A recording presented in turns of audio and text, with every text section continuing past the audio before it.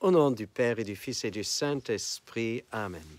Béni soit notre Seigneur Jésus-Christ, béni soit la Vierge Marie, la maman de Jésus, notre chère maman.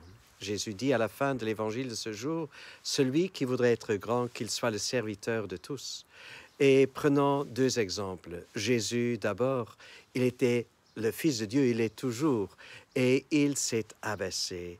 Il est devenu comme un esclave, il a lavé les pieds de ses disciples, mais il s'est abaissé, dit la lettre aux Philippiens, jusqu'à la mort sur la croix.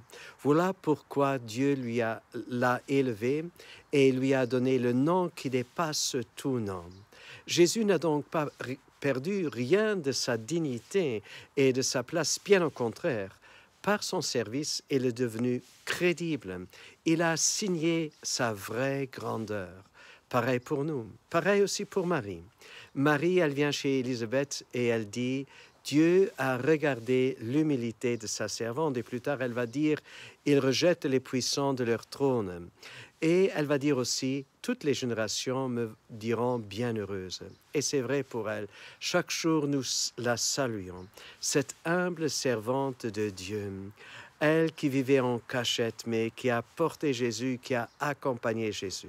Alors, par son intercession, demandons au Seigneur cette grâce de pouvoir servir comme Jésus, de prendre vraiment notre place dans notre famille, notre paroisse, là où nous travaillons, là où Dieu nous a confié un service, que nous puissions l'accomplir de tout notre cœur comme un témoignage pour Dieu.